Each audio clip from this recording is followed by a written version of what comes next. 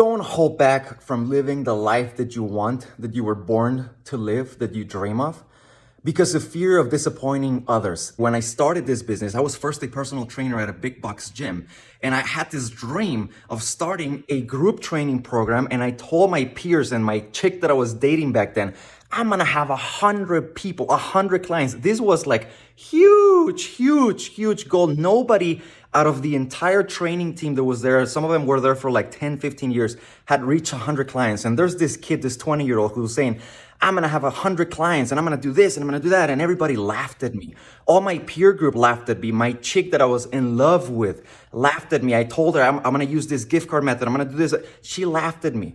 She laughed at me. She said, why don't you just do something realistic? Why don't you just stick with your job? Why don't you just put your feet on the ground, right? And when I started to do this and I started to get busier and busier and I was bringing the fire and I had clients in groups of like 6 to 8 people, when everybody in there was training one-on-one, max 2 people at a time, everybody was looking at me like crazy.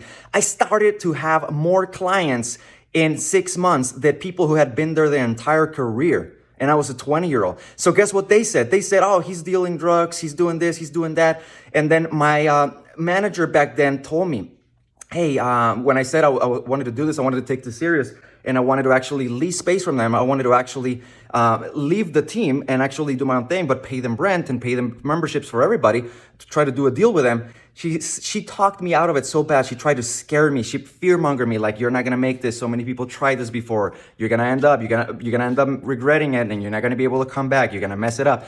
She told me how bad I was gonna fail and the doors were gonna be closed. And so guess what? I had to take and throw a middle finger to everybody in my peer group, my chick, everybody, my superiors, everybody, just because I knew there was something more in me. I had this drive, I had this dream, and I wanted to do this. Then fast forward a few years, I was in my own gym, my own little gym, and I had to throw the middle finger at everybody because it was not in line with who I am and who I wanted to be and where I wanted to go. So guess what I had to do? I fired my entire team on the same day. I had a meeting with everybody. I said, everybody's fired. Thank you for your job. This is where I'm going. Next day, I fired half my clientele because the culture was not what I wanted. It was full of gossip and drama and cliques, and it was not what I was aligned with.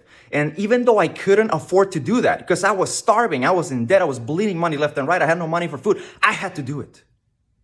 I had to stop living for everybody else's expectation and for the level that I was at, because what got me there was not going to get me to where I wanted to go. So whatever you're going through, remember, sometimes you're holding back because of so-and-so is going to say something or dislike something, and you're keeping yourself, you're choosing to stay in your own prison because of fear of what they're going to think.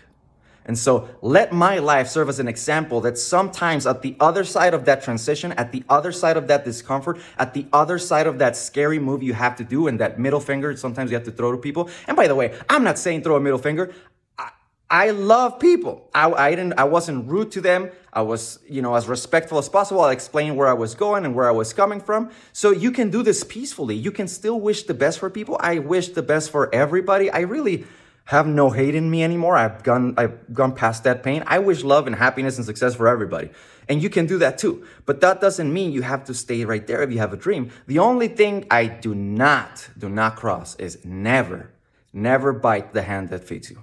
If somebody really pulled you up, poured into you, believed in you, that's a bridge you don't burn. Always be grateful. I can even fathom, just betraying my mentor, Sam, rest in peace, when he was alive. Even if I had a great opportunity to do something, if it would go against him or anything he's involved with, I would always just, hey, put that aside. And I've passed on many opportunities because of situations like this, because it would have affected my team. It would have affected somebody that I love. So never cross that bridge. But if it's other situation where it's keeping you stuck because of what other people are thinking, then think twice. Maybe it's time to take that big jump.